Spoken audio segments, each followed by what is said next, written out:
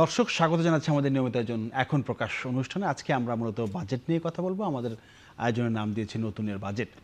উচ্চ প্রবৃদ্ধি আর মূল্যস্ফীতি কমানোর লক্ষ্য নিয়ে 9,38,000 কোটি টাকার বাজেট পেশ করেছে সরকার। বড় বাজেটের বড় ঘাটতি 2,43,000 কোটি টাকা, যা পূরণ হবে দেশি বিদেশি ঋণ সহায়তায়। যদিও এর দায় মেটানো নিয়ে আছে শঙ্কা। বাজেটে প্রথম যুক্ত হলো সৃজনশীল অর্থনীতি। ফ্যামিলি ও কৃষক কার্ডসহ শিক্ষা স্বাস্থ্যে বেড়েছে বরাদ্দ। তহবিল মেলেনি পদ্মা ব্যারেজ প্রকল্পে। আওতা বেড়েছে করমুক্ত আয় সীমায়। বাজেটে দাম কমেছে মশলা, চাল, ভোজ্য তেল সহ 60টি নিত্যপণ্যের। বাড়বে বিলাসবহুল গাড়ি, সিগারেট, রড, প্লাস্টিক পণ্যের দাম। তেলের গাড়িতে বসবে কর, বিদ্যুৎ চালিত গাড়িতে ছাড়। বাজেটে সীমিত সম্পদের মধ্যে স্বস্তি দেওয়ার প্রত্যাশা অর্থমন্ত্রীর। মোটামুটি এসব বিষয় নিয়ে আজ আমরা কথা বলবো। গোটা আয়োজন জুড়ে আপনাদের সাথে আছি আমি মোস্তফা কামাল স্বপন, এবং স্টুডিওতে আমন্ত্রণ জানিয়েছি এই বাজেট নিয়ে কথা বলার জন্য Farooq Mainuddin, vice chairperson BRAC bank, আছেন হাসান মামুন, সাংবাদিক কলামিস্ট, এবং আপনি ঢাকা স্ট্রিমে কনসাল্টিং এডিটর হিসেবে কাজ করছেন, আমরা জানি। আপনি প্রথমে বলবেন ফারুক ভাই, সেটি হচ্ছে যে এই যে বাজেট সরকার আজকে সংসদে উপস্থাপন করলো, এই বাজেটে নিম্নবিত্তদের স্বস্তি দেওয়ার কথা বলা হচ্ছে। গতকাল থেকে আমরা বলছি, আজও বলা হয়েছে, আজকে সকালেও অর্থমন্ত্রী বলেছেন। বাজেটের স্বস্তির জায়গাটা কোথায় আমরা জানি, তারপর আপনি বলবেন এর নিশ্চয়ই আলোচনা সমালোচনা আছে যে কিভাবে স্বস্তিটা দেওয়া যায় এবং বাজেটের সব মানুষকে কিভাবে একটা জায়গায় আনবে সরকার স্বস্তির দিক থেকে। ধন্যবাদ আপনাকে। এখন দেখেন, নিম্নবিত্তদের স্বস্তি দেওয়ার অনেকগুলো বিষয় আছে। কিছু বিষয় আছে যেমন ধরেন কোনো নিত্য প্রয়োজনীয় জিনিসের উপরে যখন শুল্ক হার কমায় তখন সেখানে দাম কমার কথা, এতে নিম্নবিত্তরা স্বস্তি পেতে পারে। আরেকটি বিষয় যেটা আমি মনে করি সেটি হচ্ছে যে একটা বড় অঙ্কের বরাদ্দ রাখা হয়েছে আপনার বিভিন্ন ধরনের প্রণোদনা কিংবা আপনার ওই যে ফ্যামিলি কার্ড জাতীয় যে কিছু সোশ্যাল সেফটি নেটওয়ার্কের সামাজিক সুরক্ষার জন্য। এখন ওইখানে বিষয় হচ্ছে ওখানে তারা স্বস্তি পাবে ঠিকই, কিন্তু এটা প্রশ্ন অনেকে করে স্বস্তি পাওয়াকেই যথেষ্ট নাকি তাদের অবস্থার মান উন্নয়ন ঘটবে, সেটা আমি সে যাচ্ছি না। তবে ওটুকু 2,500 টাকা মাসে যারা পায় তারা সেটা দিয়ে একেবারে নিম্নবিত্ত যারা তারা কিছু খরচ করতে পারে। এটা একটা পজিটিভ সাইডও আছে, শুধু স্বস্তি দেওয়া না। এই পজিটিভ সাইডটা হচ্ছে এই যে নিম্নবিত্তদের জন্য যে সামাজিক সুরক্ষার ব্যবস্থা করা হয়েছে, এটা কিন্তু অর্থনীতিকে কিছু মাত্রায় বুস্ট আপ করে, কারণ তারা এটা কনজামশন করবে। উদ্দেশ্য হচ্ছে কনজামশন প্যাটার্নটা বাড়ানো। তাদেরকে যদি মাসে যাই দেওয়া হোক, এটা তারা খরচ করবে এবং এই খরচের মাধ্যমে কিন্তু অর্থনীতিতে কিছুমাত্র গতি সঞ্চার হয়। এটি হচ্ছে আমি ওইভাবে দেখি। আর যেসব পণ্যের দাম কমানো হয়েছে বলা হচ্ছে, যেগুলো শুল্ক কমানো হয়েছে, তার মধ্যে কিছু কিছু পণ্য আছে যেগুলো সাধারণ মানুষ ব্যবহার করে, সবগুলোই নয়, কিন্তু কিছু কিছু জিনিস সাধারণ মানুষ ব্যবহার করে। ওটুকুই আমি শুধুমাত্র দেখছি সাধারণ মানুষের স্বস্তির বিষয়। এই দুটো সাইড এর কতখানি ইম্প্যাক্ট হবে আমি বলতে পারি না। আপনি পজিটিভ সাইডের কথা বললেন, ধরেন আমি একটু নেগেটিভ বলার চেষ্টা করি। সেটা হচ্ছে যে যাদেরকে যে কার্ডটা দেওয়া হবে, এটা যদি আপনার বন্টনের জায়গাটায় যদি জবাবদিহিতা না থাকে, বা আপনার বন্টনের জায়গাটায় পলিটিক্যাল যদি ইন্টারেস্ট থাকে, উপকারভোগীরা সঠিকভাবে, যারা প্রকৃত অর্থ উপকারভোগী তারা না পান, আপনি আপনার গ্রামের মেম্বার চেয়ারম্যানদের খোঁজ নিলেই বুঝতে পারবেন যে আসলে ওই জায়গাটায় কি একটা চ্যালেঞ্জ না। এইভাবে প্রশ্নটা আমি ঠিক বুঝতে পেরেছি। এখন কথা হচ্ছে আমাদের দেশের বাস্তবতায় আপনি কখনো এটাকে একেবারে নিরপেক্ষ নির্মোহভাবে এইসব কার্ড ডিস্ট্রিবিউশনে পাবেন না। আপনি সব জায়গায় পাবেন। কিছু কিছু ক্ষেত্রে অনেক সময় দেখা যাবে যে যাদের প্রয়োজনে তারা পাচ্ছে পলিটিক্যাল কালারে। গত সরকার, তার আগে সরকার হয়েছে, আমরা দেখেছি, অতীতে হয়েছে। এটা ভবিষ্যতে যে হবে না এটা কিছু বলা যায় না, কারণ কথা হচ্ছে আমাদের সমাজটা এরকম, এটা আমাদের মেনে নিতে হবে। তবুও আমরা এর মধ্যে আমরা পজিটিভ সাইড খোঁজার চেষ্টা করি। অবশ্যই আপনি যেটা নেগেটিভ সাইড আছে এটা শুধু এটাই, কিন্তু পজিটিভ সাইডটা খোঁজার চেষ্টা করবো তখনই যখন দেখবো যে সত্যিকার অর্থে এটার উপরে নজরদারি রেখে সত্যিকার অর্থে যারা যোগ্য, যারা পাওয়ার যোগ্য, তারা যদি পায় তাহলে এটা একটা পজিটিভ ইম্প্যাক্ট আনতে পারে। তবে এটা যে খুব বেশি ইম্প্যাক্ট হবে তা নয়, কিন্তু খুব ছোট হলে একটা ইম্প্যাক্ট আছে, এটাতে অর্থনীতিতে আছে। হাসান মামুন, আপনি একটু আমাকে বলবেন যে বাজেট নিয়ে কিছু রিয়াকশন এসেছে।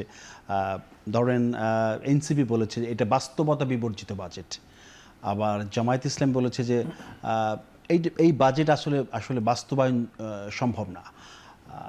ডিসিসিআই বলেছে এই বাজেট ব্যবসা বান্ধব, তারাও বাস্তবায়ন নিয়ে শঙ্কা প্রকাশ করেছে। আপনি আসলে আপনার রিয়াকশনটা জানতে চাচ্ছি। আচ্ছা, ধন্যবাদ। প্রথম কথা হচ্ছে যে আমাদের অর্থনীতি যে অবস্থায় আছে বা ছিল, সেখানে একটা বাস্তবসম্মত বাজেট কোট আনকোট এটা করা কিন্তু কঠিন ছিল। আমরা অপেক্ষা ছিলাম যে বাজেটটা কেমন হয়। আচ্ছা, তো বাস্তবায়ন তো পরের কথা, আমি বলছি যে একটা বাস্তবসম্মত বাজেট করাটা কিন্তু ডিফিকাল্ট। যেমন বাজেটের যে চ্যালেঞ্জগুলো ছিল, একটা হলো যে মূল্যস্ফীতি বাড়তে শুরু করেছে, গত 2 মাস কিন্তু বাড়ার দিকে উল্টো প্রবণতা। জি। হ্যাঁ, মানে ডাবল ডিজিটের দিকে যাওয়ার একটা প্রবণতা শুরু হয়েছে, এবং এর কারণগুলো আমরা এখন তো জানি। 9.5। হ্যাঁ, 9 পয়েন্ট, এখন বোধহয় 9.42। আচ্ছা, 9.4 ছিল এপ্রিলে, মেতে 9.42 সম্ভবত। তো এটা আরেকটা হচ্ছে যে কর্মসংস্থান পরিস্থিতি যথেষ্টই খারাপ, এবং এটা আওয়ামী লীগ আমলের শেষ দিক থেকেই কিন্তু বিনিয়োগ আটকে ছিল একটা জায়গায় জিডিপির অনুপাতে, মানে এটা 25 ছাড়া ছিল না, আচ্ছা, 23 থেকে 25। তো এখন তো এটা নাকি 22-এর নিচে নেমে গেছে, 21 পয়েন্ট সামথিং। আর হচ্ছে যে বিনিয়োগ, মানে বেসরকারি খাতে ঋণ প্রবাহ, উনি তো banking বলবেন, জি, sector-এর লোক, আমরা হ্যাঁ। যাব। মানে ঋণ প্রবাহ মানে গত এক যুগে সর্বনিম্ন, মানে লেস দেন 5%।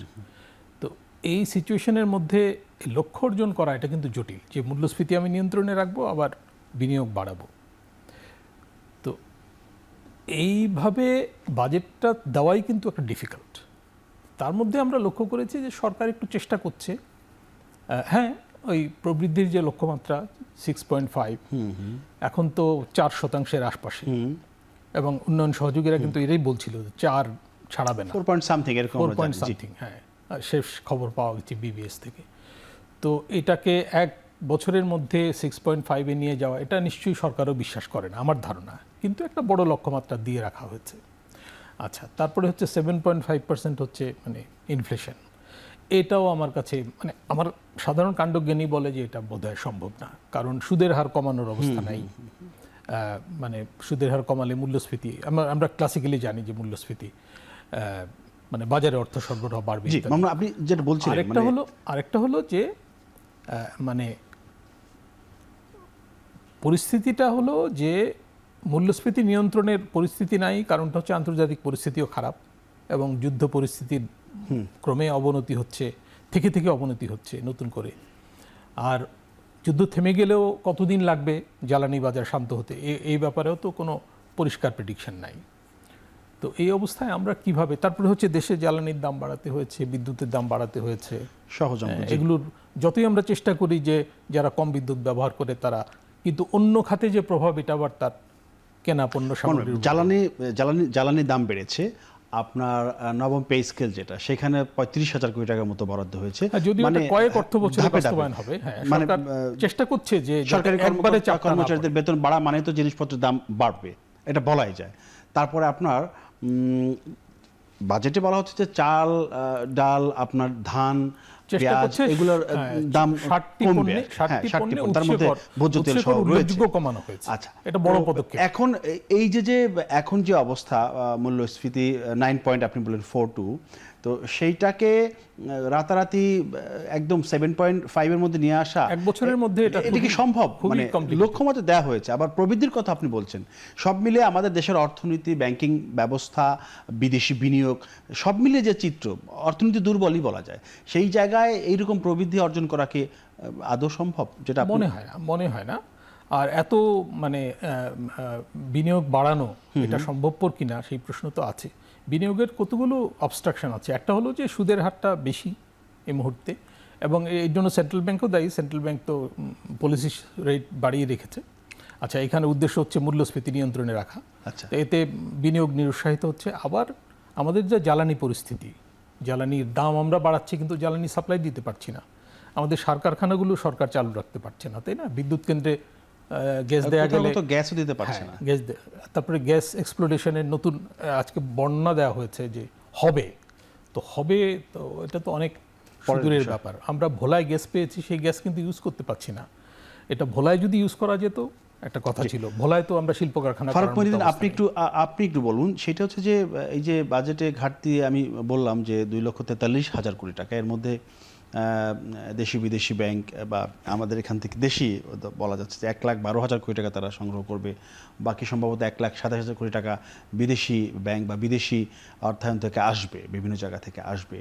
তো ধরেন সরকারি যদি আপনাদের বেসরকারি ব্যাংক থেকে এত টাকা নিয়ে নেয়, তাহলে আমার যারা দেশি উদ্যোক্তা দেশি ব্যবসায়ী আছে তারা টাকা পাবে কোথায়? না, এটা তো সবসময়কারই কথা, কারণ আমরাও চাই না যে ব্যাংকগুলো কী হয়, সরকার ব্যাংকগুলোকে কীভাবে নেয়, তারা বন্ডের রেটটা বাড়িয়ে দেয়, ব্যাংকগুলো এখানে টাকাটা পার্ক করে গিয়ে, because very safe investment that is. তো সুতরাং এখন কথা হচ্ছে সরকার এটা কেন করছে, কারণ তাদের আয় নেই কিংবা আয় ঘাটতি আছে। আয়ের ঘাটতি আছে বলে বাজেটের ওই 9,38,000 কোটি টাকার এত বড় খরচ মেটানোর জন্য তাদের ব্যাংকের দ্বারস্থ হতে হবে কিংবা বিদেশিদের দ্বারস্থ হতে হবে।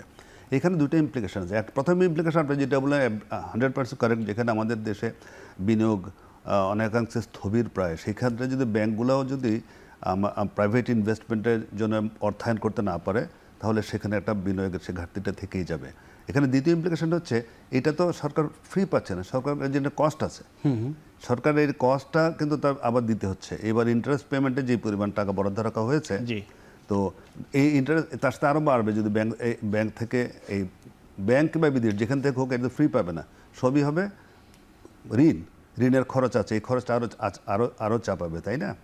আর ইন্টারেস্ট রেটের কথা ব্যাপার আমি আমার এটা অন্যভাবে দেখি। সেটা হচ্ছে যে বিনিয়োগ বাড়ছে না, এটার জন্য আমি ইন্টারেস্ট রেটকে দায়ী করতে আমি রাজি নই অ্যাজ এ ব্যাংকার। আচ্ছা, কেন আমি বলি সেটা হচ্ছে যে আপনাদের স্মরণ আছে কিনা জানি না, 80-র দশকে, মধ্য 80-র দশক থেকে বাংলাদেশে যখন প্রাইভেটাইজেশন শুরু হয়, প্রাইভেট ইনভেস্টমেন্টটা বাড়তে শুরু করে এবং ন্যাশনালাইজ সেক্টর থেকে বেশিরভাগে প্রাইভেট ইনভেস্টমেন্টের উপর জোর দেওয়া হয়, তখন কিন্তু সুদের হার ছিল ব্যাংকে 16, 17, 18% ছিল সুদের হার, 80s-এ। আচ্ছা, হ্যাঁ, তখন কিন্তু তাহলে ওই সুদের হার যদি একমাত্র নিয়ামক হতো বিনিয়োগের বিপক্ষে, তাহলে বাংলাদেশের ইন্ডাস্ট্রিয়ালাইজেশনটা 80-র দশকের পর থেকে যে বুস্ট আপ হয়েছে সেটা কখনো হতো না। সুতরাং সুদের হার one of the factors for less investment একটি মাত্র বাধা সুদের হার, যারা মেনি আদার বাধা ওখানে আছে। তো সুতরাং সুদের হারকে দায়ী করা যাবে না। তাহলে আমি আরেকটা প্রমাণ দিচ্ছি। আপনার 22-21 সালে যখন ব্যাংকগুলোকে বাধ্য করলেন 6 এবং 9-তে নামিয়ে আনতে সুদের হার, তখন ইনভেস্টমেন্ট বেড়েছে, তখন বেড়েছে, বাড়েনি।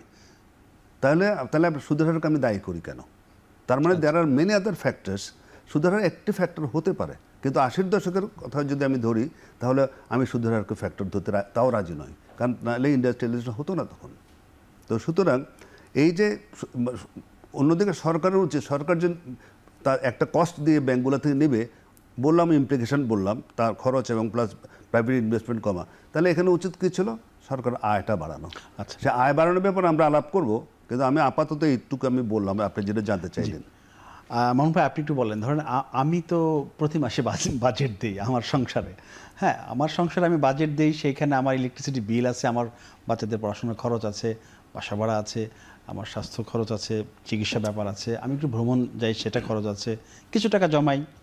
তো সুবিধাটা কি যে আমি প্রথমে আয় করে বাজেটটা দিচ্ছি, এবং সরকারের সাথে পার্থক্য হচ্ছে সে খরচটা আগে দেখাচ্ছে, পরে আয়টা দেখাচ্ছে।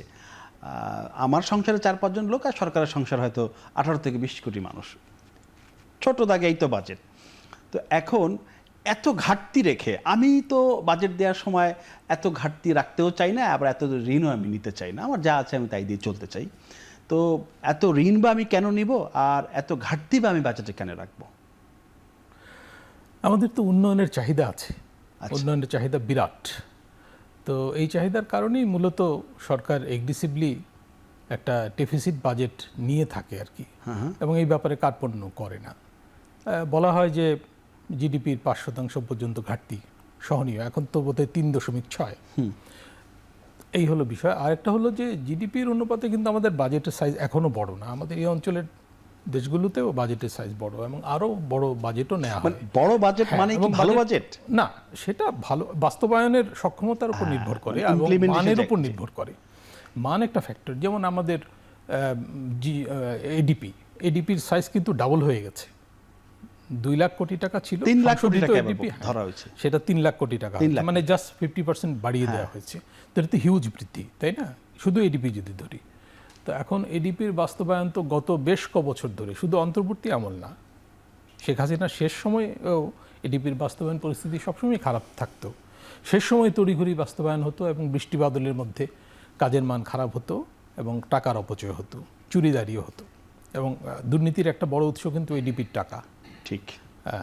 তো যাই হোক, এবারও বড় এডিপি নেওয়া হয়েছে। এখন এটা সরকার কীভাবে বাস্তবায়ন করবে, এটা সরকারের জন্য একটা চ্যালেঞ্জ, এবং মানে সরকার তো জেনে শুনেই নিয়েছে। ডক্টর দেবপুরের এমনটাই বলেছেন যে এই যে ব্যয়টা, এটা পরিচালন ব্যয় বা আদার্স, এগুলো এটাই হবে পরিচালন ব্যয় হচ্ছে অন্য জিনিস, সরকারের ADP জন্য হচ্ছে চ্যালেঞ্জ, উন্নয়ন আপনি ব্যয়। যেটা বললেন। জি।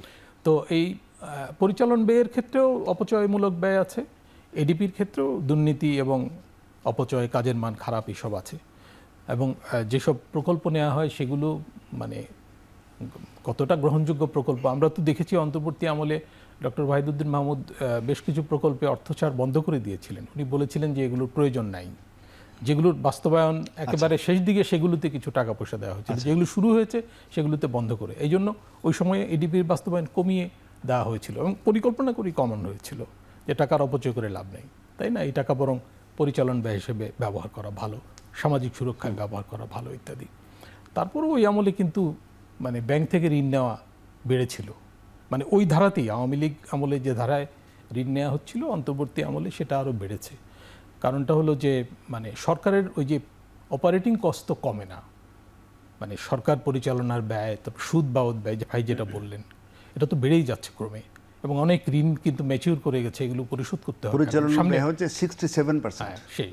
আচ্ছা। তো এটা একটা হিউজ। তারপরে হচ্ছে আমরা যেসব চুক্তি করেছি বিদ্যুৎ খাতে, অর্থমন্ত্রী আজকে কিন্তু বাজেট বক্তৃতা এগুলো বিস্তারিত বলেছেন যে চুক্তিগুলো ছিল একতরফা এবং সরকারের জন্য লুজিং, সেটা বিদেশি কোম্পানির সঙ্গে হোক, আদানি হোক বা দেশের ভেতরে হোক। এই যে মানে এই যে ক্যাপাসিটি চার্জ কথা বলেছেন। জি। এবং ক্যাপাসিটি চার্জের কারণে কিন্তু বিদ্যুতের দাম কমানো যাচ্ছে না, বাড়াতে হচ্ছে। আর আওয়ামী লীগ আমলে তো একটা কর্মসূচি ছিল যে 3 বছরের মধ্যে সব সাবসিডি তুলে দেওয়া হবে IMF এর প্রেসারে। এখন IMF এর নাম করে আমরা আসলে এগুলো করেছি।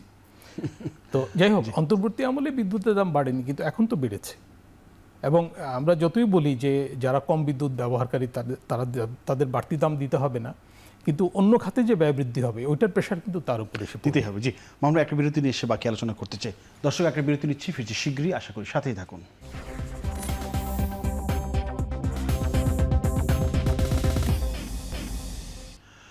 দর্শক, বিরতির পর আবারও ফিরলাম আলোচনা। আমরা কথা বলছিলাম নতুনের বাজেট নিয়ে। আবার যেতে চাই Farooq Mainuddin, vice chairman BRAC bank.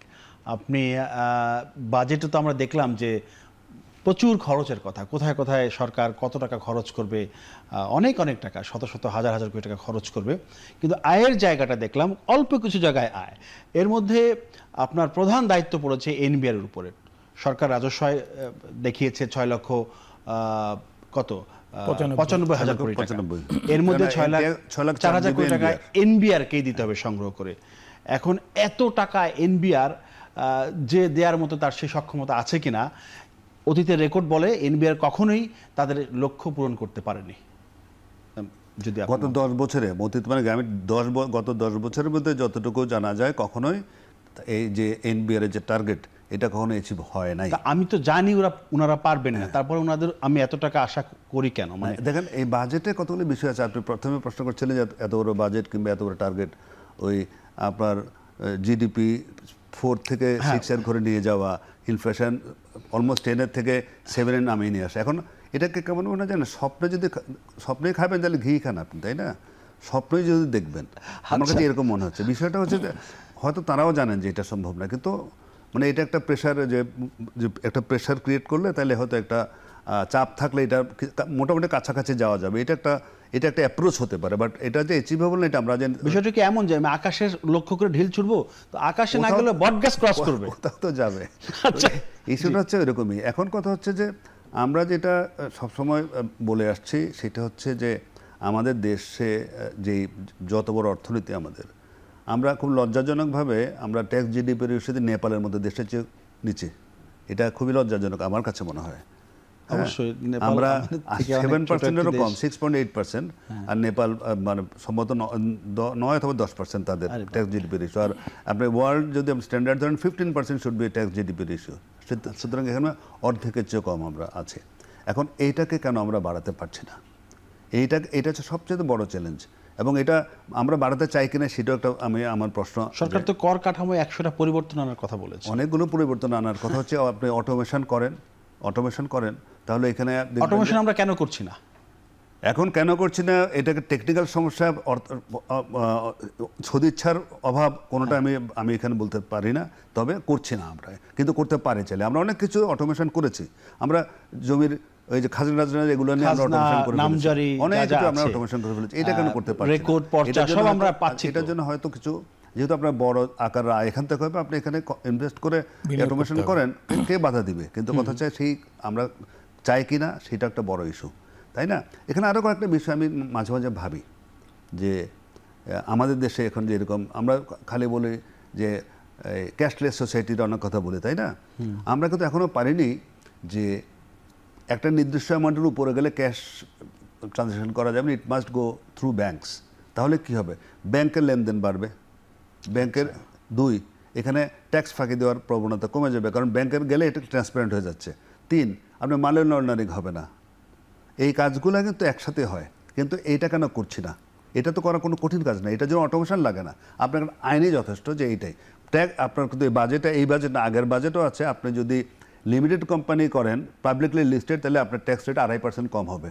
আবার এর মধ্যে আছে যদি আপনি সবগুলো খরচ ব্যাংকের মাধ্যমে করেন, তাহলে আপনার ট্যাক্স রেট কম হবে। কিন্তু এগুলো বলা আছে, কিন্তু এগুলো এই সফট অ্যাপ্রোচে কাজ হবে না, আপনাকে বাধ্য করতে হবে। কারণ আমাদের জাতি হিসাবে যদি আমরা আমাদের নেচার যদি চিন্তা করি, আমরা কিন্তু এত সোজা, এত নরম কথা শক্তের ভক্ত নরমের আমাকে জম, শক্ত এরকম। হইতে হয়, এবং এই শক্তটা হওয়া উচিত।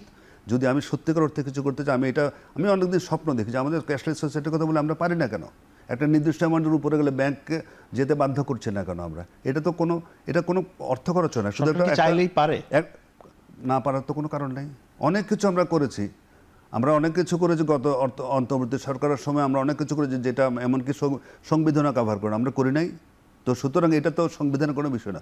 আপনি বলতে পারেন যে আমাদের দেশে এরকম এটা করা যায়, এটা করতে কোনো বাধা নেই, কিন্তু আইনগত কোনো বাধা নেই, এটা ইচ্ছা থাকতে হবে। সুতরাং এগুলো করলে কিন্তু আপনার অটোমেটিক্যালি, যে অটোমেশনের কথা না বললে আপনার ট্যাক্সের পিলফারেজটা কমে যাবে, মানুষের ট্যাক্স ফাঁকি দেওয়ার প্রবণতাটা কমে যাবে। অথবা প্রবণতা মানে তারা বাধ্য হবে ট্যাক্স দিতে, কারণ ট্রান্সপারেন্ট হয়ে যাবে। মামুন ভাই, আপনি একটু বলেন যে এবারে বাজেটে একটা নতুন সংযোজন হয়েছে একটা বিষয়, সেটা হচ্ছে সৃজনশীল ইকোনমি, সৃজনশীল অর্থনীতি, যেটাকে বলে ক্রিয়েটিভ ইকোনমি। তো এটাকে আরও বড় পরিসরে নিয়ে যাওয়ার জন্য প্রায় 300 কোটি টাকা মধ্যে বরাদ্দ হয়েছে। আপনার যারা এই সেক্টরে কাজ করবেন, বিশেষ করে তরুণদের কর্মসংস্থানের জন্য তথ্য প্রযুক্তি, ফ্রিল্যান্সিং, স্টার্ট আপ, এই জায়গাগুলোতে সরকার বেশ জোর দিচ্ছে। ফ্রিল্যান্সারদের কিন্তু তাদের আয়ের উপরে ভ্যাট কিন্তু সরকার প্রত্যাহার করেছে, এটা ভালো উদ্যোগ। তো এই যে নতুন একটা ধারণা, এই ধারণা সম্পর্কে একটু যদি আপনি বলেন। হ্যাঁ, এই বাজেটে নতুন কিছু ফিচার আছে, আপনি তার একটা বললেন। তো স্টার্ট আপ নিয়ে অনেকদিন ধরে আমরা কথা বলছি। তো এখানে শুধু কর প্রত্যাহার না, প্রণোদনাও দেওয়া উচিত মনে করি। আপাতত কর প্রত্যাহার হয়েছে, ভ্যাট প্রত্যাহার হয়েছে, প্রণোদনা হয়তো বড় অগ্রগতি হয়েছে। তো যারা এখানে বসে মানে বিদেশি মুদ্রায় কামাই করে, তাদের উপরও কিন্তু এক ধরনের প্রেশার ছিল করের, সেটাও প্রত্যাহার হয়েছে। আচ্ছা, আমাদের কিছু ঐতিহ্যিক প্রোডাক্ট আছে, তো এগুলোর ব্র্যান্ডিং সম্ভব এর মাধ্যমে। যেমন আমাদের এই যে খেলাধুলা কিছু আছে, দেশীয় খেলাধুলা, তারপরে টেরাকোটার কাজ ইত্যাদি। তারপর আমাদের ফ্রিল্যান্সাররা কিন্তু নাম করেছে দুনিয়াতে। আচ্ছা, কিছু দেশ, মানে এশিয়ার কয়েকটা দেশ, ইন্দোনেশিয়া, ফিলিপাইন, তারপরে সাউথ কোরিয়া, এরা কিন্তু এই খাতে বিনিয়োগ করে উপকৃত হয়েছে, লাভবান হয়েছে। জিডিপিতে এদের কন্ট্রিবিউশন, মানে এই খাতের কন্ট্রিবিউশন বেড়েছে। তো এইগুলো দেখে তারেক রহমান সাহেব দীর্ঘদিন তো দেশের বাইরে ছিলেন, এর কিছু প্রতিফলন কিন্তু বাজেটে মানে দেখতে পাচ্ছি আর কি আমরা। যেমন পরিবেশ বান্ধব গাড়ি ঘোড়াতে ট্যাক্স কমিয়ে দেওয়া বা উৎসাহিত করা, ইলেকট্রিক ভেহিকেল যেগুলো বলি ইভি, ঢাকার রাস্তায় যে ধরনের বাস চলে, এইগুলো তো আমাদের ব্র্যান্ডিংয়ের জন্য খুবই খারাপ। আচ্ছা, মানে পৃথিবীর খুব কম দেশে এরকম বাস, ছাল বাকল ওঠা বাস, তাই না? এই যে ঈদের সময় একটু রং টং করা চিন্তা হয়, করা যায়। প্রত্যেক ঈদে একটু রং টং করা হয় এবং আবার এই যাতায়। মানে পাবলিক ট্রান্সপোর্ট সিস্টেম আমাদের ঢাকা শহরে কিন্তু গ্রহণযোগ্য হয়েছে একমাত্র এই মেট্রো, তাই না? তা এখন মেট্রো এটা কিন্তু এই গভর্নমেন্টও ডিসকারেজ করছে না, আরও যেসব মেট্রো হওয়ার কথা সেখানেও বিনিয়োগ হবে। আচ্ছা, আমাদের একটু ব্র্যান্ডিং হওয়া দরকার। আমরা বিদেশি বিনিয়োগ আকর্ষণ করতে চাই, আমাদের আইনশৃঙ্খলা পরিস্থিতি, আমাদের নিরাপত্তা পরিস্থিতি, এই খাতেও কিন্তু বিনিয়োগ বাড়ানোর দরকার। আমাদের পুলিশ এখনও মনোবলহীন অবস্থায় আছে। পুলিশের উপর হামলার ঘটনা, এই যে টিআইবি ওই দিন বলছিল যে হামলার ঘটনা বাড়ছে বা আছে আগের মতো, অন্তর্বর্তী আমলে যেমন ছিল। তো এইগুলো তো বিনিয়োগকারীদের আকর্ষিত করবে না, তাই আচ্ছা না? মোহন ভাই, ওই যে আমি শুরুতে বললাম যে ধরুন আমার সংসারের বাজেটে আমি তো আয়ের চেয়ে ব্যয় বেশি করতে ভয় পাই, যে আমার তো আয় এত, আমি এত ব্যয় কেন করব, কিভাবে সরকার তো করব? ভয় পাবে আমি না, কারণ সরকার আমার প্রশ্ন ডিফল্টার হচ্ছে, হবে না কখনো। সরকার ভয় পায় না কেন? ভাইরা কেন কখনো সরকার লোন ভয় দিতে ডিসকারেজ হবেন না, হ্যাঁ, কারণ সরকার করের ঋণ আওতাও পরিশোধ বাড়াবে করবে। না, কর বিষয়টাকে খুব বেশি গুরুত্ব দিবে না। যে কর দিচ্ছে সে তো দিয়েই যাচ্ছে, আর যে দিচ্ছে না তাকে তো আওতায় আনা হচ্ছে না। ফলে সরকার ব্যয়ের ব্যাপারে এত খুশি কেন, মানে আয় জায়গাটা এত জোর দিচ্ছে না কেন? আমি তো আমার সংসারে ভয় পাই, আমি এত ব্যয় কেন করব, কারণ আমার তো আয় নাই। হ্যাঁ, সরকার ধরে বসে আছে যে যদি এনবিআর ব্যর্থ হয় হুম, তাহলে ব্যাংক তো আছে, ব্যাংক লোন দেবে। ব্যাংক আর হ্যাঁ, ব্যাংক লোন দেবে এবং খুশি মনেই দিবে। ইন্টারেস্ট খুশি মনে দেবে, কারণ ব্যাংক কিন্তু একজন উদ্যোক্তা, ব্যক্তি উদ্যোক্তার চেয়ে বা একটা কোম্পানির চেয়ে সরকারকে বেশি পছন্দ করে। কারণ সরকার কখনো ডিফল্টার হবে না, সরকার যে করে হোক ব্যাংক লোনটা শোধ করবে, এটা করারোপ করে হোক বা অন্য খাত থেকে মানে ঋণ করে হোক, তাই না? সরকার কখনো, এবং আমাদের সরকার কিন্তু কখনো ডিফল্টার হয়নি, না দেশে না বিদেশে। এবং বিদেশিদের কাছেও বাংলাদেশের সুনাম আছে যে তারা যে জন্য এক ঋণ কর্মসূচি বাদ হলেও আরেকটা ঋণ কর্মসূচিতে ঢোকায় সরকারকে। যে আইএমএফ কিন্তু আরেকটা ঋণ কর্মসূচিতে যেতে বলছে, আওয়ামী লীগ আমলেরটা শেষ হয়ে গেল, আরেকটা শুরু হতে যাচ্ছে, ওই একই শর্ত। কিন্তু মানে ওরা জানে যে সরকার ব্যর্থ হবে না। আচ্ছা, ফারুক ভাই আপনি একটু বলবেন এই যে বিদেশি বিনিয়োগের ব্যাপারে আমি একটা হ্যাঁ, সেটাই। simplified উদাহরণ দিয়ে বলি। একজন বিদেশি ঢাকা এয়ারপোর্টে নামার পরে প্রথমবার একজন এসছে দেশার, যে কোনো একজন বিদেশি বিনিয়োগকারী, প্রথম কথা হচ্ছে সে যখন দেখবে লাগেজে 1 ঘন্টা সময় লাগে, সে তখন তার তো একটা, সিদ্ধান্ত নিয়ে ফেলবে। তারপরে বেরোয়ার পরে যখন যে দৃশ্য দেখবে চারপাশে যে লোকজনের হজবরল চিড়িয়াখানার মতন অবস্থা। বাইরে গিয়ে দাঁড়া থেকে আমরা ভেতর থেকে বেরোয়, তারা ওটা দুইটা দেখে তো ভড়কায় যাবে যে কোথায় বিনিয়োগ করতে আসলাম। সিম্পল, আমি তো এটাকে ওইভাবে দেখি, তাই না?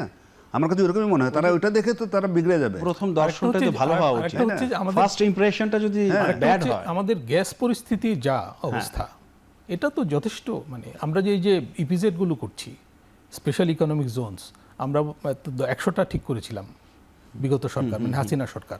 5টায় বোধহয় কিছু অগ্রগতি হয়েছে, সেই 100 ঠিক করেছিলাম, 5টায় কিছু অগ্রগতি, 5-6টায় অগ্রগতি হয়েছে, কিন্তু সেখানেও দেখা যাচ্ছে যে যারা গেছে বিনিয়োগ করেছে তারা বিপদে পড়েছে, এবং ব্যাংকগুলো বিপদে পড়েছে তাদেরকে ফাইন্যান্স করে। উনি ভালো বলতে পারবেন, কারণটা হচ্ছে যে ওখানে তো গ্যাস সাপ্লাই দেওয়া যাচ্ছে না।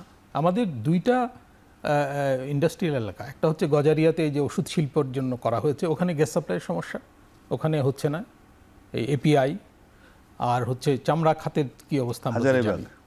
হাজারিবাগ থেকে যেটা হাজারীবাগে নিয়ে গেল যেটা সাভারে, সাভারে যেটা সাভারে হেমায়েতপুরে, অনেকটা নেওয়া হয়েছে, তাই না? তাও ওখানে সাভারে আমার তো গ্যাসের হয় নাই। চাইতে ওদের বড় ওখানে সমস্যা হচ্ছে সাভারেও ওখানে হচ্ছে ঝামেলা আছে। পরিশোধনের সমস্যা, টিটিপির সমস্যা। পরিশোধনের সমস্যা, এবং ওই একই। তো ফারুক ভাই একটু বিনিয়োগ নিয়ে কথা বলেন। তার আগে দেবপ্রিয় স্যার একটা কথা বলেছেন, অনেক সময় বাজেটে মানুষ বলে এটা ব্যবসা বান্ধব বাজেট, এটা একটা গরিবের বাজেট, এটা বড় লোকের বাজেট, এটা গরিব মারার বাজেট, এরকম সমালোচনা হয়। কিন্তু উনি একটা কথা বলেছেন, এটা চিন্তাশীল বাজেট। এই বাজেটটাকে তিনি বলেছেন এটা একটা চিন্তাশীল বাজেট। যদি এটা নিয়ে আপনি কিছু বলেন। আর বিনিয়োগের যে অবস্থা এখন, আপনি যেটা বললেন এয়ারপোর্টে নেমেই তো তার ইমপ্রেশনই আসলে ওটাই লাস্ট ইমপ্রেশন হয়ে যায় শেষ পর্যন্ত। তো বিনিয়োগ যদি না হয় তাহলে আমার উৎপাদন কোথায় যাবে, আর উৎপাদন না হলে আমার কর্মসংস্থানের কি হবে? তাহলে এই যে আমার বাজেটের কর্মযোগ্য, সেই কর্মযোগ্য দিন শেষে কি অবস্থা বলে? প্রথম কথা হচ্ছে সৃজনশীল বাজেট বলে আমরা ক্রিয়েটিভ বাজেটের কথা বলেছেন। হ্যাঁ, তো প্রথম কথা হচ্ছে এখানে বোঝা যাচ্ছে যে এইখানে কিছু আমরা দেখেছি কিছু চিন্তার ছাপ আছে অন্যান্য বাজেটের তুলনায়। ওই যে আমরা যেটা দেখি, একটা বাজেট তো সরকারের রাজনৈতিক স্বপ্ন, তাদের এই স্বপ্নের প্রতিফলন ঘটায় তারা তাদের কিছু বাজেট দিয়ে। প্রতিশ্রুতি থাকে, সবসময়। সেগুলো তো এর মধ্যে থাকবেই। সেই রাজনৈতিক প্রতিশ্রুতিগুলো দেয়। আবার অনেক সময় রাষ্ট্রনায়কদের তাদের নিজস্ব স্বপ্ন প্রতিফলন থাকে, যে যেমন এইবারের বাজেটে আমি দেখলাম যে সিনিয়র সিটিজেনদের জন্য 65 ইয়ার্স যারা, তাদের জন্য ট্রেনে ফ্রি, বিনামূল্যে, আবার ইয়েতে 20% ছাড় মনে হয় ছাড় থাকবে মেট্রোতে। তো এটা কিন্তু আগে ছিল না কোনো। এগুলো তো ওই আমাদের ওয়েলফেয়ার স্টেটগুলোতে আছে যে সিনিয়র মানে সিটিজেনদের জন্য বোঝা যাচ্ছে যে ভাবনা চিন্তা হয়েছে, ভাবনা চিন্তা কিছু হচ্ছে। এই জন্য এটা একটা জিনিস। দ্বিতীয় আচ্ছা। চিন্তাটা হচ্ছে সৃজনশীল বাজেটের কথা বলছে, যেমন এখানে কিছু জোর দেওয়া হচ্ছে, মানে ক্রিয়েটিভিটির উপরে জোর দেওয়া হচ্ছে। আচ্ছা। আপনার সঙ্গীত শিল্প, হ্যাঁ, তারপরে কুটির শিল্প, এই জাতীয় জিনিস, এই যে কারিগরি শিক্ষায় জোর দেওয়া আছে ক্লাস 6 এ নাকি বাধ্যতামূলকভাবে কারিগরি শিক্ষা। আরেকটা বিষয় আমার কাছে খুব ভালো লেগেছে সেটা হচ্ছে যে আমরা যদি সরকারি বরাদ্দের দিকে ধরি, তাহলে 1,04,000 কোটি টাকা শিক্ষা খাতে আছে, ওই প্রাথমিক এবং মাধ্যমিক শিক্ষা মিলিয়ে টপ। শিক্ষা সেকেন্ড হচ্ছে স্বাস্থ্য। এখন এখানে শুধু বাজেট বরাদ্দ বেশি দেখে আমি কিন্তু খুশি হতে পারছি না একটি কারণে, এই বাজেট বরাদ্দ কি শুধু ভবন নির্মাণের জন্য হবে, নাকি এটা গুণগত পরিবর্তন আনবে? অবকাঠামোগত পরিবর্তনটাই তো আমরা দেখি বেশি। যদি ওইটাই হয়, আপনি যদি অন্য কিছু না করেন, আপনি যদি এই যে স্টুডেন্টদেরকে এআই ইত্যাদি যদি আপনি শিক্ষা না দেন, অথবা নতুন তথ্য প্রযুক্তি তাল মিলে যদি না হয়, তাহলে কিন্তু এটা এত বড় বাজেট শুধু ভবন নির্মাণে সীমিত থাকবে। সুতরাং তবে আমার কাছে ওইটুকু মনে হয়েছে ক্রিয়েটিভ বাজেট এগুলোর উপর জোর দেওয়া হয়েছে এবং এগুলোকে বুস্ট আপ করার কথা বলা হয়েছে। এটা হচ্ছে একটা জিনিস। থার্ড, আপনি যেটা বলেন বিনিয়োগের কথা বললেন, তাই তো? জি, বিনিয়োগ। হ্যাঁ, বিনিয়োগের আপনি বলতে চাইছিলেন যে বিনিয়োগ যদি কম ইত্যাদি, আপনি ঠিক কোনটা জানতে চাইছিলেন? ধরুন আমি একটা তথ্য আপনাকে দিই। আমি সেদিনও বলেছি যে জিডিপির অনুপাতে বিনিয়োগ 2021-22 সালে ছিল 24.52%, আর 22-23-এ ছিল 24.18%, 23-24-এ ছিল 23.96%, আর 2024-25-এ ছিল 22.49%। তার মানে কমেই যাচ্ছে। তাহলে বিনিয়োগ যদি না হয়, তাহলে আমার ওই যে আমি শুরুতেই বললাম যে তাহলে আমার উৎপাদনের কি হবে, আমার চাকরি বাকরি কি হবে? না, সেটাই তো কথা। সেটা হচ্ছে এটা যদি বিনিয়োগ পরিস্থিতি যদি এরকম ডিক্লাইনিং থাকে, তাহলে আমরা কোন দিকে যাচ্ছি? আমরা একটা ডিপ্রেশনারি সিচুয়েশনের দিকে যাবো, তাহলে মন্দা অবস্থায় যাব। মন্দা অবস্থায় গেলে কি হয়, মানে প্রতিটার সাথে আস্তে আস্তে কমতে থাকে সব কিছু। আপনার উৎপাদন হবে না বিনিয়োগ না হলে, বিনিয়োগ কমে গেলে উৎপাদন কমবে, উৎপাদন কমলে কর্মসংস্থান কমে যাবে, কর্মসংস্থান করলে মানুষের ক্রয় ক্ষমতা কমে যাবে, ক্রয় ক্ষমতা কমলে আবার এটা গিয়ে আপনার উৎপাদনকে এফেক্ট করবে। এটা ভিশাস সাইকেল, অশুভ চক্র। আপনি ইকোনমিক্সের স্টুডেন্ট বুঝবেন নিশ্চয়। এই ভিশাস সাইকেল থেকে বেরিয়ে আসার জন্য আবার উল্টা কাজটা করতে হয়, যেটা ধ্রুপদী অর্থনীতিতে এই যে আমরা ঘাটতি বাজেটের কথা বলছি, ঘাটতি বাজেটটা আবার অনেক সময় করা যে আপনার মন্দা অবস্থাকে উত্তরণের জন্য আপনাকে আবার সরকারের ব্যয় বাড়াতে হয়। কেইন্স সাহেব যে কথাটা বলে গিয়েছিলেন। তো সুতরাং এটা দিলে আবার চাকাটা আবার উল্টা দিকে ঘুরতে শুরু করে এবং অর্থনীতি বেগবান হয়। এখন কথা হচ্ছে যে এইটা যদি চলতে থাকে, আমি যদি বিনিয়োগের পরিস্থিতিটাকে উন্নত করতে না পারি, তাহলে কিন্তু আমরা যত বাজেটে যাই বলি না কেন, এগুলো কিন্তু খুব বেশি এটা কাজে দিবে না। এই যে সবাই বলছে যে ভালো বাজেট, সব কিছুর কাজে ব্যবসা বান্ধব বাজেট, কিন্তু বাস্তবায়ন অনিশ্চিত। জি, হ্যাঁ, বিরতির পরে এসে বাকি আলোচনা করতে। দর্শক, একটা বিরতি নিচ্ছি, ফিরছি শীঘ্রই, আশা করি সাথেই থাকবেন।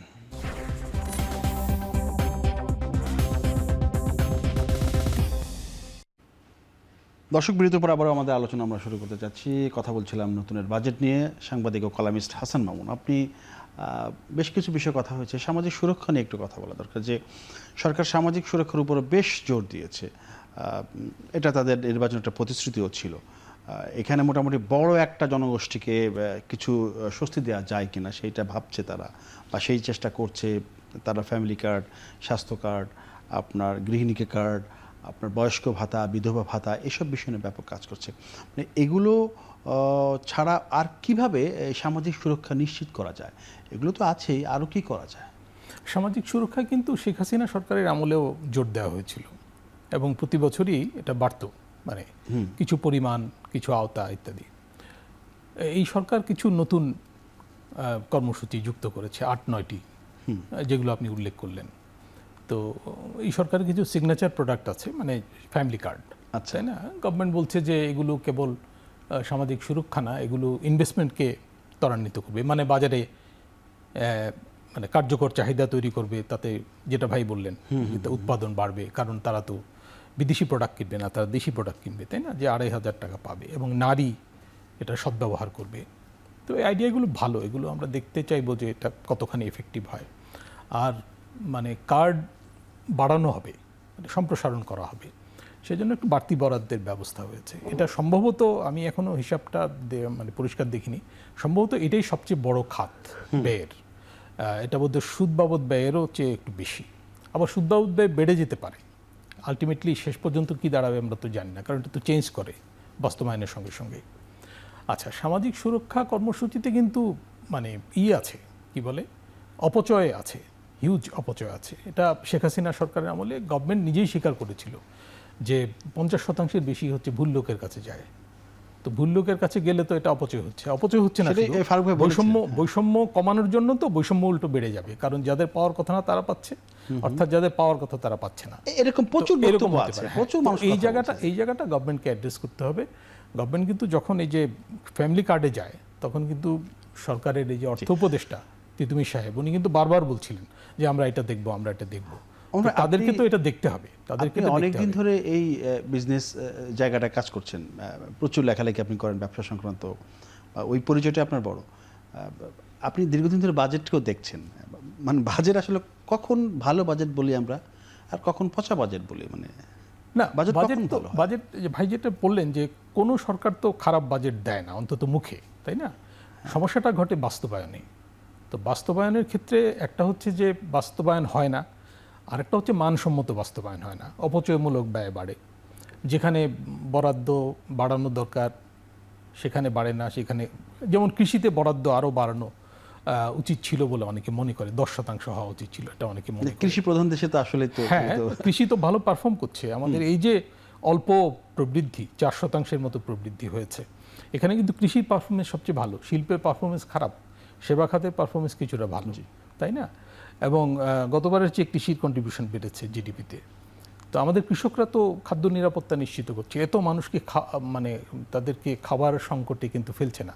আমাদের ডিম, দুধ, মাছ, মাংস এগুলোতে আমরা স্বয়ংসম্পূর্ণ হয়েছি, তাই না? এগুলো আমাদের আমদানি করতে হচ্ছে না। ডিমের দাম একটু বেড়েছিল কিছুদিন আগে, কোরবানি ঈদের মধ্যে কিন্তু ঘরে ঘরে মাংস যাওয়াতে ডিমের চাহিদা কমে আবার ইকুইলিব্রিয়াম হয়ে গেছে। ধান, চাল, পেঁয়াজের যে দাম, মানে দাম কমবে আর কি, এতে কৃষক, এই যে উৎসে কর কমিয়েছে সরকার, এটা বড় পদক্ষেপ। ক্ষতিগ্রস্ত হবে না, মানে ব্যালেন্স করা হবে কিনা, মানে ভোক্তার স্বার্থ দেখতে গিয়ে কৃষকের স্বার্থ দেখতে গিয়ে কৃষকের ক্ষতি হলো কিনা। এখানে সমন্বয় সাধনের ব্যাপার আছে। আরেকটা হলো যে মানে খালি খাদ্যশস্যের উৎপাদন বাড়ালে তো হবে না, লজিস্টিক্সে বিনিয়োগ বাড়াতে হবে। সরকারের কিন্তু একটা বড় দায়িত্ব আছে যে কৃষিতে, এই যে মানে অনেক ক্ষেত্রে দেখা যায় যে আমরা যে হাওরে ধান হারালাম, এটার একটা বড় কারণ ছিল ওই সময় হারভেস্টার ছিল না, মানে আমরা কৃষি শ্রমিক পাইনি। কৃষি শ্রমিক তো সব চলে এসছে শহরে, ব্যাটারি চালিত রিক্সা, তাই না? এবং এই যে ফুটপাতে ব্যবসা করছে, হ্যাঁ, তাই না? তো আমাদের অনেক খাতে কিন্তু শ্রমের ঘাটতি আছে, আবার কিছু খাতে শ্রমের উদ্বৃত্ত আছে, একটা ইমব্যালেন্স আছে। আমরা বিভিন্ন সময় দেখি নেতা নেত্রীরা ধান কেটে দেন আর কি, কৃষককে গিয়ে ধান কেটে দেন। তো ওইটা না করে তো এইখানে কিছু কাজ করা যেতে পারে, যে এত শ্রমিক চলে আসছে ঢাকামুখী, তাদেরকে একটু গ্রামমুখী করি, শুধু তাই না, ধান কাটার সময় মানে ওই হাওরের নিম্নাঞ্চলে, হাওরেরও কিন্তু নিম্নাঞ্চল উঁচু অঞ্চল আছে, নিম্নাঞ্চলে যাতে মানে ওই মনসুন শুরু হওয়ার আগে যাতে ধান কাটা হয়ে যায়, ওই রকম ধান করা, ওই জায়গায় R&D ওই খাতে বিনিয়োগ করা দরকার। সরকারের কিন্তু একটু ভর্তুকি এবং বরাদ্দগুলো একটু লক্ষ্যাভিমুখী হওয়া দরকার। এগুলো ঢালাওভাবে হলে অপচয় হবে, কাজ হবে না। আচ্ছা, ফারুক মনির ভাই, আপনি একটু বলেন যে আপনি যে খাতে কাজ করেন, যে খাতে আপনি আছেন, যে জায়গাটা আপনি কাজ করছেন, পরামর্শ দিচ্ছেন, যে ব্যাংকিং খাত, সেই জায়গাটা, এই যে ব্যাংক থেকে ঋণ নিবে, ঋণ দিবেন আপনারা, ব্যাংক তো রুগ্ন অবস্থা, মানে ব্যাংকের অবস্থা খুবই খারাপ। এক সময় যে রমরমা অবস্থা ছিল প্রাইভেট ব্যাংক বা অন্যান্য ব্যাংক, সেই জায়গাটা এখন নেই, এটা মোটামুটি সবাই বলে, আপনিও বলবেন। এই রুগ্ন অবস্থা থেকে মানে জেগে ওঠার কোনো প্রণোদনা কি আছে আপনাদের, দিবে কিনা? এটা বাজেটের সাথে নেই সম্পর্ক। তবে বিষয়টা হচ্ছে ওই যে আপনি একটু আগে বলছিলেন যে সামাজিক সুরক্ষা খাতে যে কার্ড দেওয়া হবে ইত্যাদি, এখানে এগুলো ঠিকভাবে ডিস্ট্রিবিউট হবে কিনা, প্রপার লোক একইভাবে যে 60,000 কোটি টাকার যে বরাদ্দ দিয়েছে বিশেষ তহবিল তৈরি করে, মানে সেখান থেকে, আচ্ছা সেইখানে তো এই বিষয়টা ঘটতে পারে। সেটা হচ্ছে যে আমি ওইটাই মিন করার চেষ্টা করছি, সেখানেও একই জিনিস ঘটতে পারে যে আপনি যাদেরকে প্রণোদনা দিবেন, এই যে যারা ক্ষতিগ্রস্ত, এখানেও যদি আপনি ওই যারা প্রয়োজন তাদেরকে না দিয়ে মুখ চেনা কাউকে দেন, সেখানেও কিন্তু বৈষম্যটা থাকবে। সুতরাং এটা কেন, আমি তো দেখবই কে দুর্বল ব্যাংক কি সবল ব্যাংক। ব্যাংক না, আমি বলছি ব্যাংকগুলোর মাধ্যমে যে এটা দেওয়া হবে, উদ্যোক্তা আছে। আচ্ছা, হ্যাঁ, উদ্যোক্তাদের, ক্ষতিগ্রস্ত উদ্যোক্তাদের দেওয়া হবে, সেখানে তো এরকমই ঘটবে। এই ফ্যামিলি কার্ডের মতো যেটা ঘটে সেখানেও তো ঘটতে পারে, এই আশঙ্কাটা কিন্তু একেবারে বাদ দেওয়া যায় না। আর 2 নম্বর কথা হচ্ছে যে আপনি এই কথাটা অনেক জায়গায়, এটা সবসময় আমি ওই যে আপনি যে কথাটা বললেন ব্যাংকের রুগ্ন অবস্থা, দুর্বল অবস্থা, এটা তো হাতে ধরে করা হয়েছে, এটা কিন্তু এমনি হয় নাই, একদম হাতে ধরে করা হয়েছে। হাতে ধরে করা হয়েছে। আচ্ছা। কারণ কথা হচ্ছে যে ছোট করে, আপনি জি। যদি ব্যাংকিং আইন যেটা আমাদের দেশে আছে, যেটুকু থাকুক না কেন মোটামুটি যথেষ্ট, তাহলে সেই একই আইন পরিপালন করে কোনো ব্যাংক খুবই সবল অবস্থায় আছে প্রাইভেট সেক্টরের, আর কোনো ব্যাংক খুব সবল অবস্থা থেকে একদম নিচে পতনের নিচে নেমে গেল, তাহলে এটা হাতে ধরে নয় কি, জেড ক্যাটাগরিতে নেবে, তাই না? যেহেতু ক্যাটাগরি হচ্ছে পুঁজিবাজারের ভাষা, কিন্তু এমনিতে আসলে তো তাদের অবস্থা এমনই খারাপ, কিছু কিছু ব্যাংক আছে 70 to 80% হচ্ছে আপনার খেলাপি ঋণ। হ্যাঁ, তারা এটা হয়তো দেখাচ্ছে না, কিন্তু কথা ঠিক, ইন্টারনাল খবর। এখন তাহলে হাতে ধরে করা না হলে এটা ঘটলো কিভাবে? এটা নজরদারির অভাব ছিল। তারপরে যারা উদ্যোক্তা তাদের যোগসাজশ ছিল, তাদের একেবারে ওপেন লুটপাট ছিল। হ্যাঁ, এটা কোনো অস্বীকার করার উপায় নেই। সেই জন্য আমি সবসময় একটা কথা বলি যে আমাদের 35% যে আমরা এখন আপনার ডিফল্ট রেট, এনপিএল রেশিও পৃথিবীর মধ্যে সর্বোচ্চ এখন এটা। এখন কথা হচ্ছে এর মধ্য থেকে 35%কে একটা পার্সেন্টেজ কমানোর জন্য একটা কাজ করতে হবে, সেটা হচ্ছে আপনি যেগুলো লুটপাট হওয়ার ঋণ, মানে একদম তসরুফের মতো যেগুলো হয়েছে ঋণের নামে কিংবা বেনামে ঋণ, যেগুলো আপনি কখনো বের করতে পারবেন না কারণে, সেগুলো আপনি আলাদা করে ফেলেন, তাহলে খেলাপি ঋণের হারটা কমে যাবে। এবং ওইটাকে আপনি আলাদা করে ব্যাংকের ব্যালেন্স শিটে আপনি প্রোটেস্টেড বিল নামে একটা হেড থাকে, ব্যাংকে যদি কখনো জালিয়াতি হয়, ক্লায়েন্টের টাকা জালিয়াতি হয়ে নিয়ে গেল, ব্যাংক কিন্তু মেলানোর জন্য তাকে প্রোটেস্টেড বিল ডেবিট করে ক্লায়েন্টের অ্যাকাউন্ট করে। আপনি প্রোটেস্টেড বিল ডেবিট করে যেগুলো ওই যে আপনার খেলাপি ঋণের নামে আমরা যে লুটপাট হওয়া মানে দেখছি, সেখানে আপনি দেন, তাহলে ঋণ কমবে।